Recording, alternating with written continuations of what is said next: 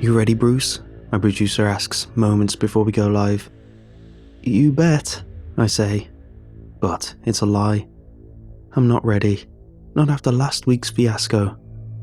How could I be? I check my mirror for any faults in my makeup, suck in my gut, then walk out on stage to a live studio audience. Enter music. The announcer introduces me. I glance down at my monitor and cringe. The producers make me out to be that sleazy game show host from the days of old, polyester and all. The camera cuts to me, and we're live. "Alright, I'm happy to be here. Hope you are too," I say, do my best Bob Barker impression. "Let's bring out this week's contestant, shall we?" I'm looking at the camera, as if asking the folks at home. "And then," cue the audience, "let's make a deal with the devil." This contestant takes to the podium. He's a paunchy, middle-aged man, casually dressed with broad shoulders and a generous chin. The camera follows him to the podium. Meanwhile, the audience is going berserk. Cut to me. "Knock it off," I tell the audience playfully. They hush. "Peter McNamara, tell us a little bit about yourself, why don't you?" Cut to Peter, who's wiping his sweat-soaked forehead. "Well, Bruce, back in high school, I was leading quarterbacks for the Mater Monarchs, state champs 2 years running. These days, I mostly sell insurance, divorced, no kids, plus, saving the best for last, I'm a lifelong Chargers fan." Crowd cheers. "Alright, Peter, are you ready to make a deal with the devil?" He was. "Great, then let's bring out Damien, shall we?" Cue creepy music. Damien appears out of nowhere and is standing next to Peter. "Tell me, Peter," I ask, "do you know the rules?" Peter nods nervously, all the while glancing at the extremely tall man who appeared out of nowhere and is now standing next to him wearing an outlandish devil suit. "Great, so Peter, tell Damien and the rest of us, what is it you most desire? Just remember," cue the audience, "the devil's in the details." Peter is shaking like a leaf. His head looks like a well-polished bowling ball. "Well, Bruce," he says, "I've given this a lot of thought." Cut to camera 3. "What I really want is a big old house on the beach and a big old swimming pool and a car built like a tank." The crowd agrees. Right away, I see the problem. He didn't stick to the script. What's this built like a tank nonsense? Where did that come from? Before each show, I sit down with a contestant and tell them how this works. I tell them exactly what to say, when to say it, and, more important, what not to say. But the contestants always make a mistake. Every week. One that ultimately costs them their lives, much to the fervour of the audience. Cut to me. My pearly white teeth are plastered across the screen. "Alright then, let's ask the devil if he's willing to make a deal, shall we?" Damien Carey is now towering over Peter, grinning like a used car salesman. He looms larger than life, both on and off the screen. Audiences love him. He dresses in a skin-tight red leather suit, pointed red tail, pitchfork and devil horns. But don't let this ridiculous attire fool you. It's all a distraction. Close-up of Damien smiling devilishly into the camera. "Well, well, well, what do we have here?" Damien asks in his guttural voice. "Peter, is it? I don't know. You ask for so much, but then you must ask yourself, how badly do you want these things? Are you willing to give your soul?" Peter would. He really, really would. "Excellent," Damien sneers into the camera. "Just excellent." Camera shows Peter shaking hands with the devil. I take a cautionary step backward, trying my darndest not to show fear. I don't want to end up like the previous host. Who would? I cannot let that happen to me, not while everyone is watching. Cut to me. Well, that's just fabulous. So, cue audience, let's make a deal with the devil.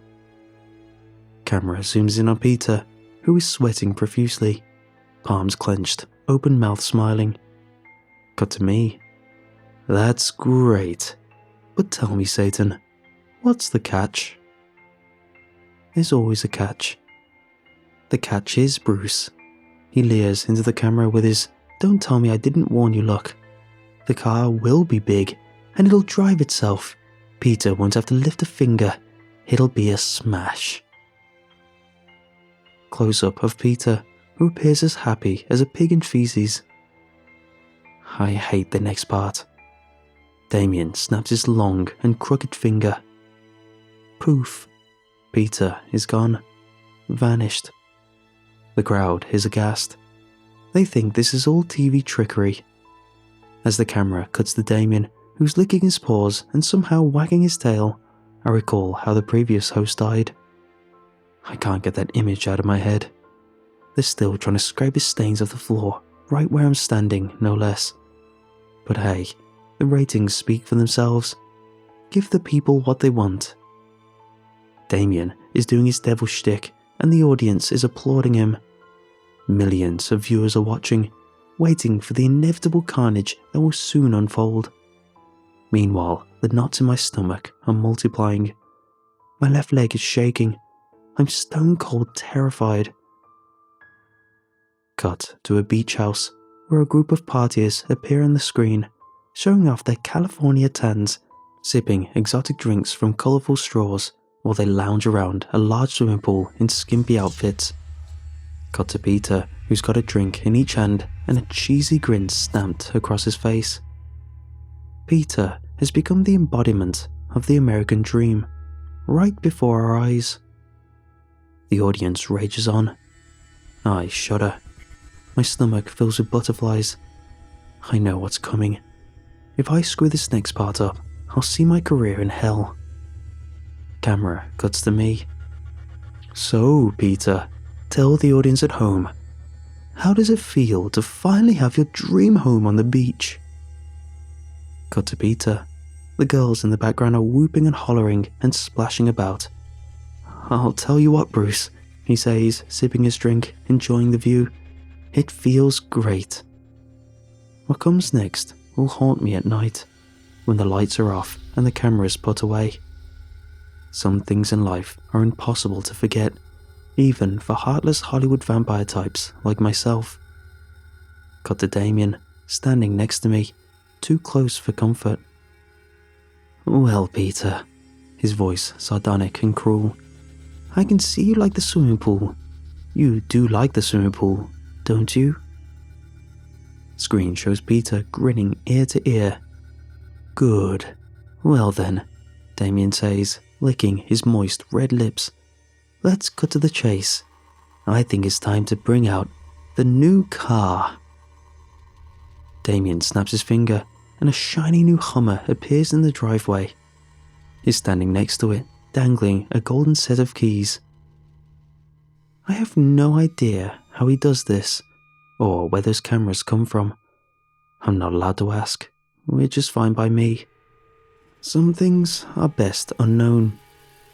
Zoom in on Peter, who's running arms out to the driveway, carrying his fruit-filled drinks. The audience oohs and ahs. Wide shot of Damien and Peter standing toe-to-toe in front of the Hummer. The Hummer glistens under the warm California sun. You asked for a big car, am I right? Damien asks in a bombastic voice. Yes, Damien, I did. Well, is this one big enough? Peter nods approvingly. Excellent. So, what do you say, Peter? Want to take it for a ride? Peter does. Damien snaps his finger. Suddenly, he and Peter are inside the Hummer, seatbelts and all. Peter's drinks are nowhere to be seen. People at home think this is studio trickery. It isn't. Which is one of the reasons why I'm scared to death.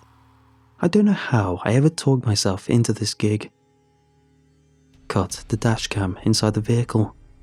Damien is outwardly pleased. He leans into the camera. Good. Because, cue the audience, the devil's in the details. They speed off. Peter's head thrusts back as they tear out the driveway onto the busy beachside boulevard. Damien is smiling, stone-cold murder searing in his eyes. My hate for this madman is only outmatched by my fear of him. It's a good thing the camera is off me, because I'm looking like I'm about to puke. Cut to the helicopter cam. The audience watches with glee as the murder spree plays out. First, the Hummer guns down a beautiful young woman on rollerblades, blindsiding her. Her body disappears as the perilous vehicle effortlessly runs over her. Blood splashes across its shiny chrome grille, as though biting into a strawberry full of razor blades. The audience is bloodthirsty. They want more. And they'll get it. Cut the dashboard cam. Peter looks worse than I feel. He's freaking out. Damien's devil-may-care grin is stretched across his long, reddened face. You're gonna love this next part, Peter. Multi-screen with dashcam and helicam shows the Hummer veering left onto the sandy beach. One man's head gets crushed like a grape. His brains splatter across his finely chiseled chest. His left eyeball lost in the many crevices of the crimson sand, while his lifeless body lies flattened on his blood-soaked beach towel. Beside him, a figure rests in twisted ruins with tire tracks tattooed across a sun-kissed corpse. His arms dangle futilely from its socket, like a noose swaying in the breeze.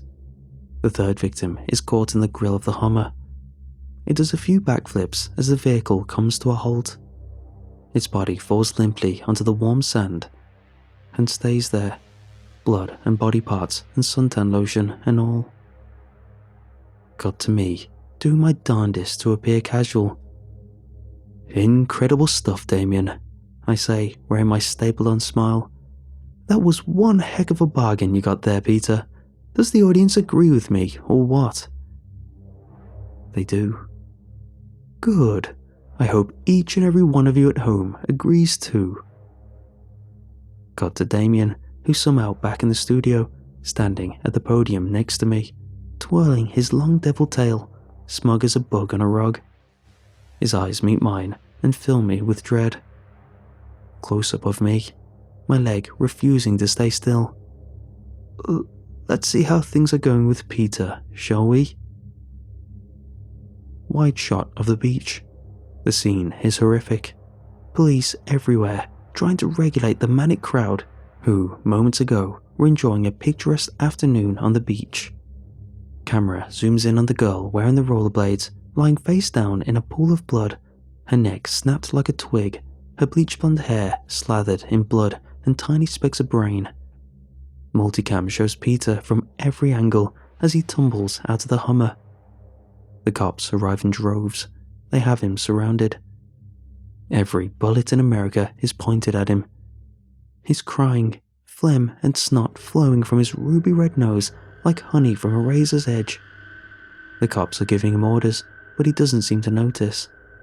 Instead, he's fumbling for his keys, talking gibberish. His keys slip from his fingers. The audience is biting their nails. Multicam shows me, trying not to vomit. I'm holding it back as best as I can. The show's almost over, I tell myself. I can make it through this. I must. Then I'm safe. Until next week, that is. Close-up of Peter reaching for his keys. And that's the last thing he'll ever do. Multicam shows Peter from every possible angle as a banquet of bullets pulverizes flesh and bone. He flounders like a bloody ragdoll as his brains explode into a million pieces like ravioli hitting a fan. Then he falls flat on his bullet-ridden face. That's the end of Peter McNamara. The audience rages on. Cut to me. I'm ghost white and shaking like a leaf. It looks like Peter got the wrong end of that bargain. Much applause. Cue music. Zoom in on Damien standing over me, squeezing my shoulder, staring down at me with a deranged smile stamped across his demonic face. My legs still twitching, my stomach still in knots. "Well, folks," I say, with as much bravado as I can muster, "be sure to tune in next week and try to have yourself a good night. I look forward to seeing you again next week on..." Cue audience. "Let's make a deal with the devil."